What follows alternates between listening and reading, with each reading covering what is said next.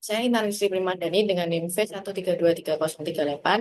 Di sini saya akan memenuhi tugas UTS Direct Marketing, yaitu menjelaskan materi-materi yang telah diberikan selama 6 8 kali pertemuan ini.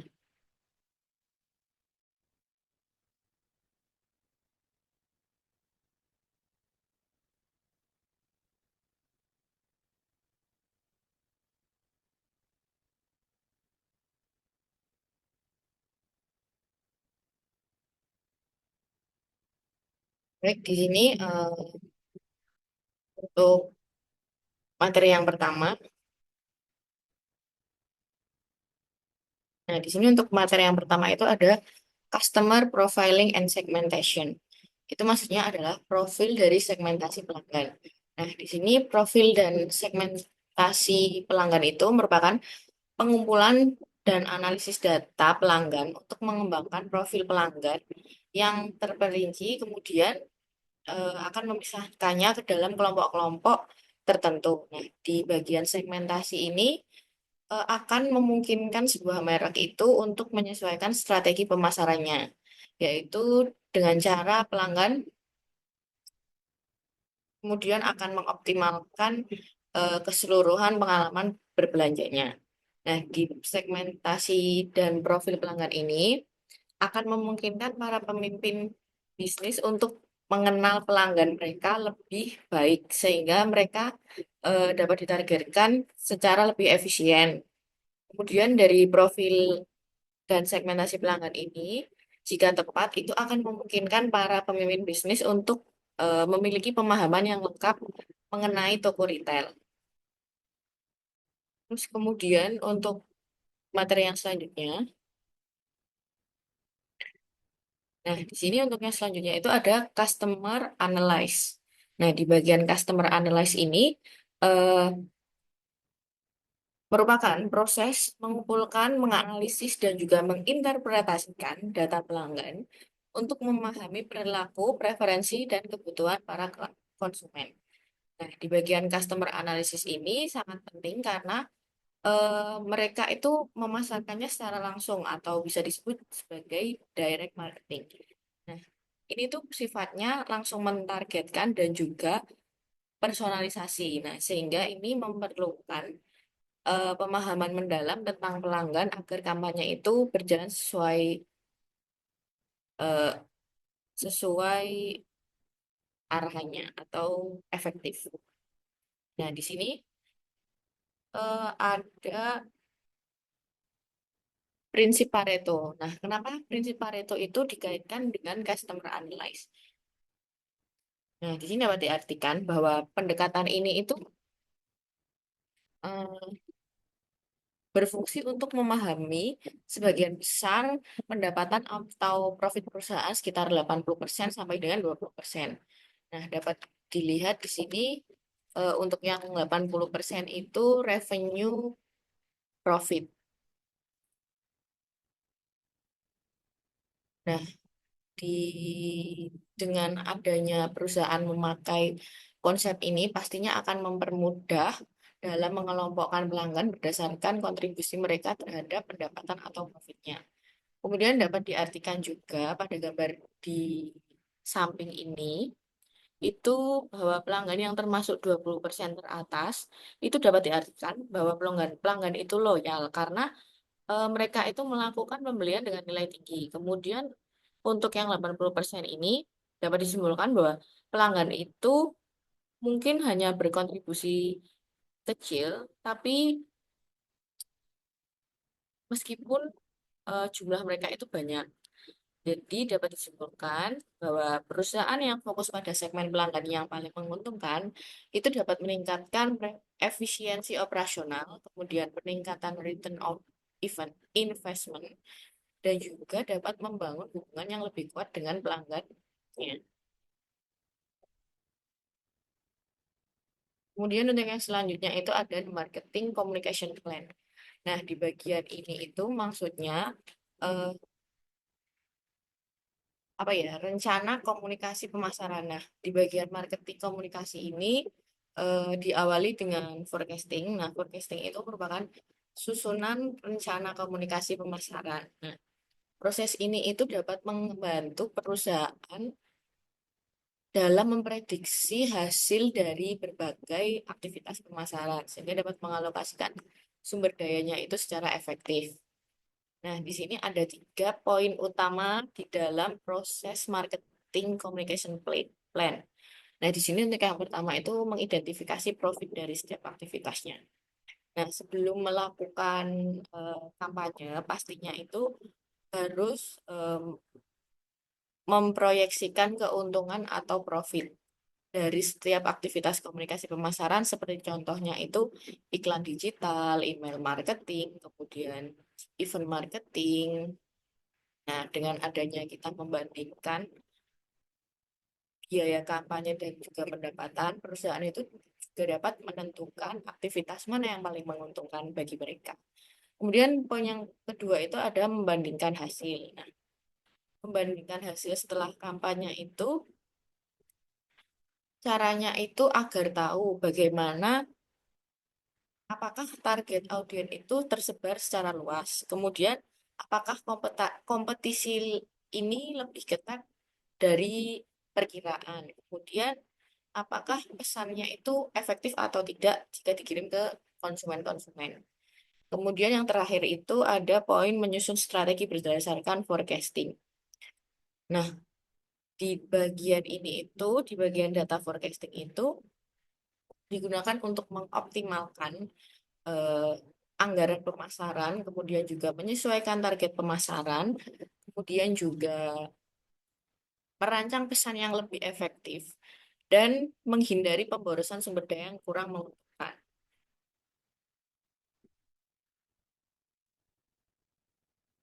Untuk yang selanjutnya di sini ada developing a direct. Nah, di bagian developing a direct ini ada langkah-langkah proses perencanaan eh, kampanye. Nah, di sini ada 10 proses.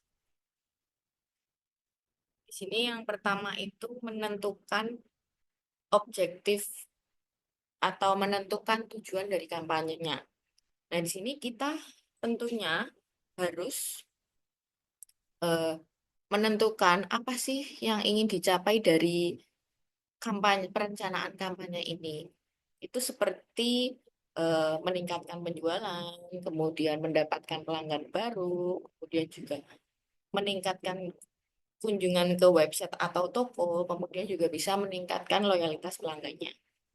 Kemudian yang kedua ada menentukan target audiens atau mengidentifikasi target audiens. Nah, di bagian ini itu pastinya sebelum kita masuk, sebelum kita ya terjun ke kampanye, melakukan kampanye, sebaiknya itu kita mencari tahu siapa yang paling tepat menerima pesan kampanye ini. Nah, itu tuh dapat disesuaikan dengan demografi. Itu seperti usianya, jenis kelamin, kemudian pekerjaannya.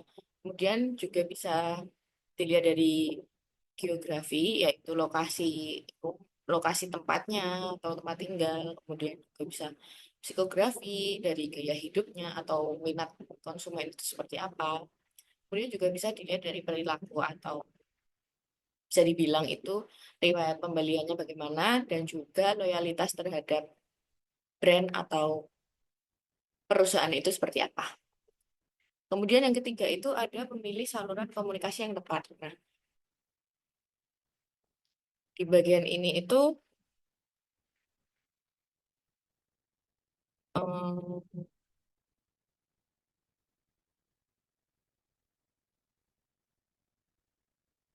kita eh, memilih media yang dipakai untuk broad scale itu seperti apa. Jadi kayak sebelumnya juga kita harus melihat saluran eh, komunikasi yang ingin dipakai itu seperti apa. Kemudian yang keempat ada memastikan pesan yang jelas dan relevan.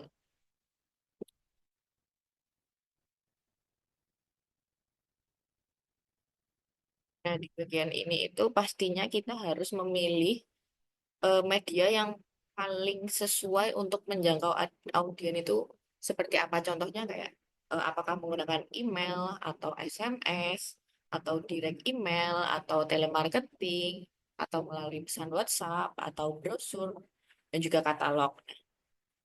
Itu juga harus dipertimbangkan dulu dalam eh, melakukan kampanye. Dan di sini juga ada kreatif dalam konten.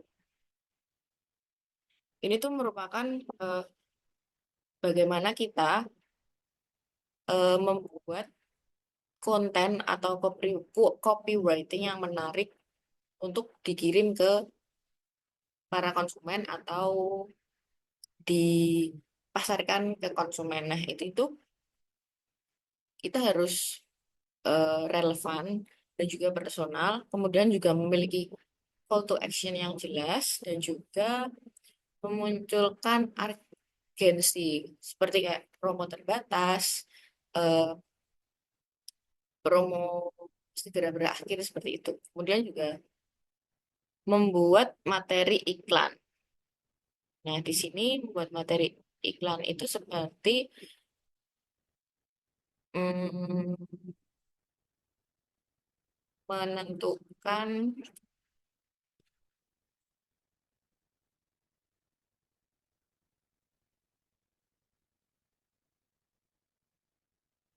desain dari video, gambar, gambar desainnya itu seperti apa. Nah, di bagian desain itu sebaiknya harus ada komponennya itu seperti apa.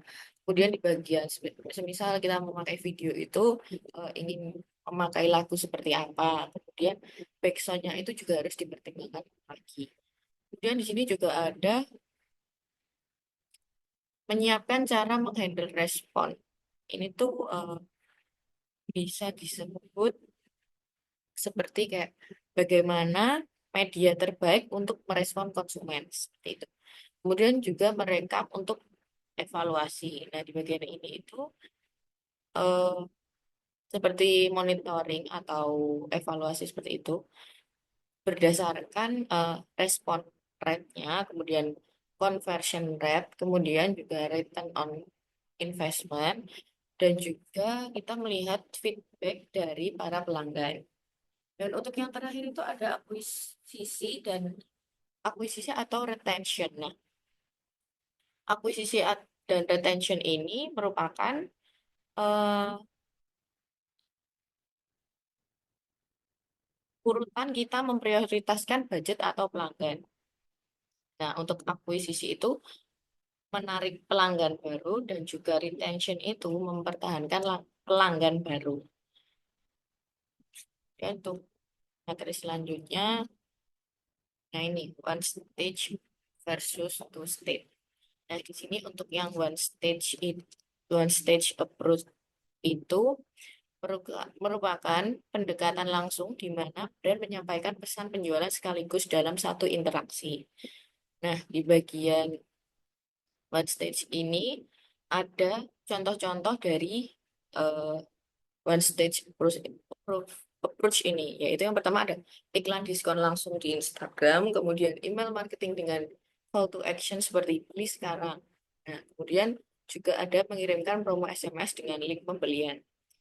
Nah, di one stage approach ini memiliki kelebihan. Yang pertama itu lebih cepat dan efisien, kemudian biayanya itu lebih rendah, kemudian juga cocok untuk produk yang eh, sederhana.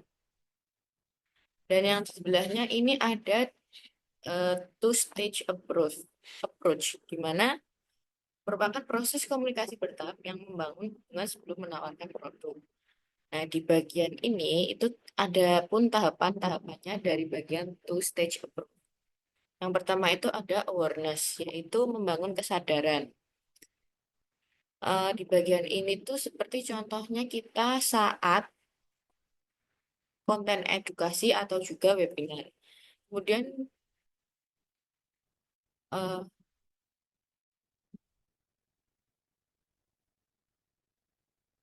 di bagian consideration itu merupakan memperkenalkan produk atau jasa. Nah, itu bisa Di contohnya seperti demo atau testimoni. Kemudian untuk conversation ini menawarkan khusus seperti diskon, free trial, kemudian eh, diskon-diskon di hari-hari event tertentu seperti itu. Nah, untuk kelebihan dari two-stage approach ini yaitu membangun kepercayaan lebih kuat, kemudian juga efektif dalam produknya yang agar kompleks, kemudian juga nilai konversinya lebih tinggi.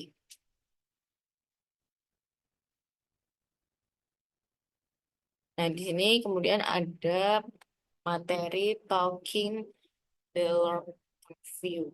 Yang pertama ada poin di bagian developing and managing. Nah, di sini maksudnya itu mengembangkan dan mengelola hubungan pelanggan. Nah, di sini untuk poin yang pertama itu kita harus fokus mempertahankan pelanggan kita, kemudian perusahaan yang sukses saat ini berusaha untuk pastinya berusaha untuk menjalin hubungan yang eh, baik terhadap konsumennya dan pastinya eh, tidak hanya hubungan yang berdasar yang hanya melakukan sesekali transaksi saja. Karena dengan cara kita itu eh, bersikap ramah baik kepada konsumen itu pastinya mereka mereka akan menjalin hubungan yang berkelanjutan terhadap brand kita atau jasa kita. Dan juga mengadopsi strategi yang berfokus pada pelanggan yang akan memungkinkan Anda dalam memaksimalkan nilai seumur hidup setiap pelanggan dengan mengantisipasi kebutuhan dan menawarkan solusi tepat waktu.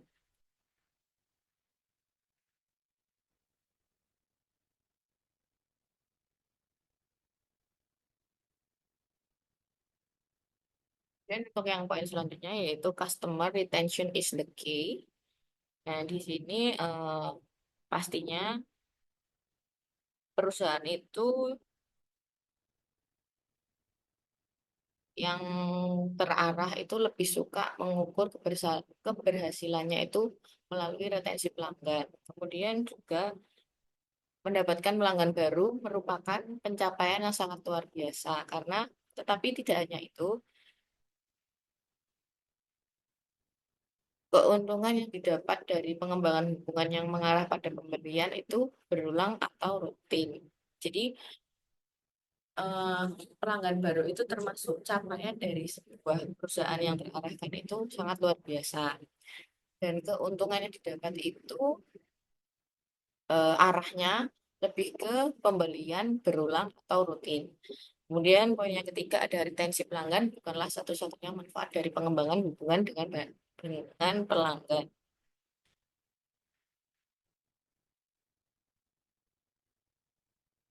Dan kemudian banyak pelanggan yang bersedia membeli lebih dari satu jenis produk dari pemasok yang mereka percayai. Kemudian untuk poin yang keempat, ada pelanggan yang sudah puas akan merekomendasikan ke orang lain. Nah, di sini jika perusahaan itu apa ya eh, memiliki fasilitas atau produk yang menurut konsumen itu mereka percayai itu bagus, itu baik, itu sesuai dengan mereka, hasilnya itu pasti akan merekomendasikan ke orang lain. Nah, dengan cara itu eh, perusahaan perusahaan itu pasti akan ya ini mendapat pencapaian yang sangat luar biasa.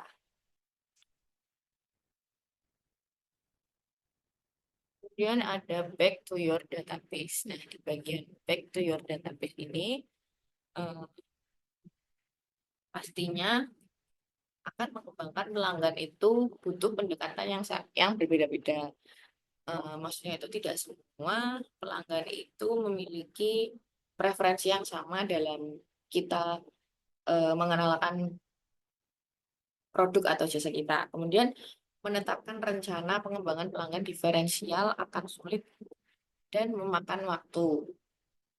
Jadi di sini eh, pastinya jika kita ingin mengembangkan pelanggan itu atau melakukan pendekatan pastinya ada tahapannya ya teman-teman. Jadi nggak bisa langsung dan itu tuh memakan waktu juga yang sangat ya lumayan dibilang sebentar juga enggak, tapi dibilang lama juga enggak. Jadi kayak tengah-tengah.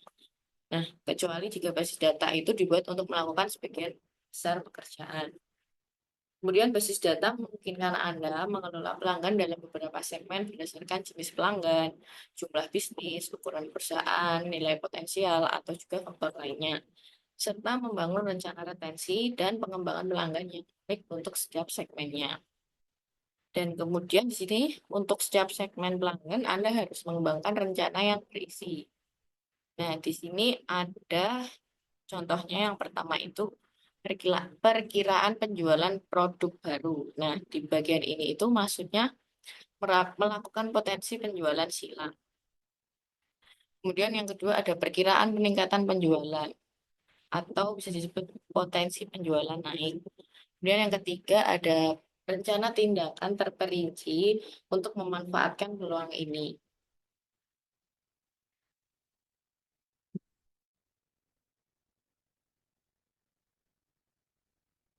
Kemudian yang selanjutnya, what makes customer loyal? Jadi, apa yang membuat pelanggan itu loyal terhadap perusahaan tersebut? Nah, di sini ada satu, dua, tiga, empat, lima, ada enam apa ya? Contoh, ada enam tips atau pembahasan. Yang pertama itu, walaupun loyalitas itu diukur berdasarkan perilaku, sebenarnya hal ini itu berkaitan pada sikap pelanggannya. Itu sudah pasti. Terus di sini Anda tidak dapat melacak sikap pelanggan tanpa kontak dan umpan balik secara teratur. Ya pastinya ya teman-teman. Jadi kita tuh nggak bisa eh, tahu gimana sikap pelanggan itu seperti apa secara langsung. Karena kalau kita nggak eh, melakukannya berulang-ulang itu pastinya nggak bisa tahu gimana sikap pelanggan itu.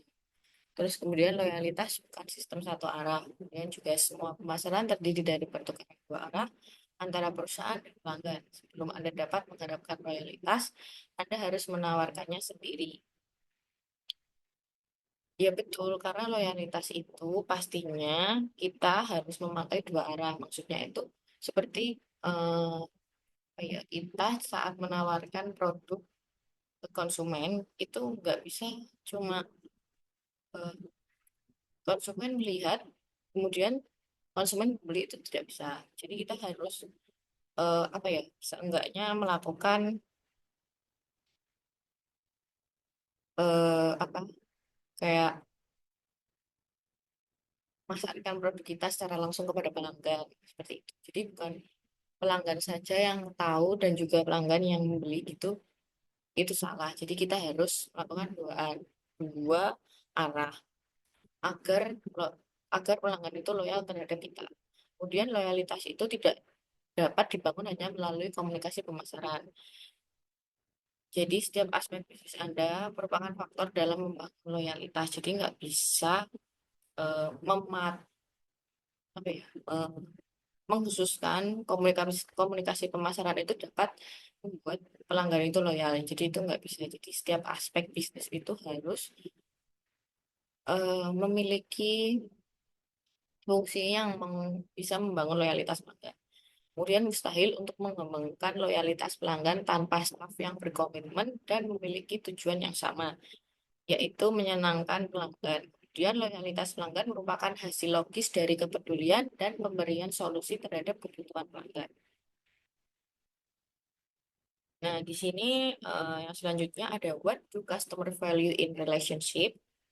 Jadi, apa yang dinilai penting dari pelanggan dalam sebuah brand? Nah, yang pertama itu pastinya produk bagus dengan harga yang wajar. Tidak semua pelanggan mencari harga terendah, yaitu sangat relate dengan apa ya?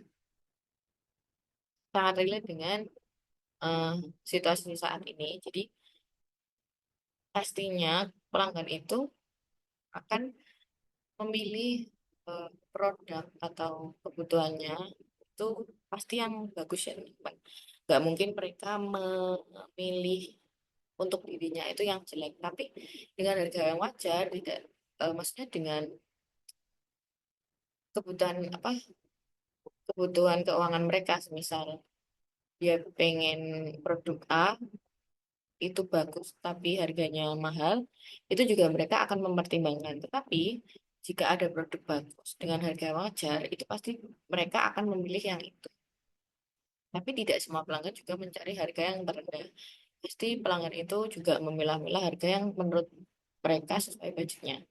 Kemudian juga ada kenyamanan dan kemudahan saat diakses. Nah, pastinya eh, jika kita membeli sesuatu, eh, pastinya kita apa ya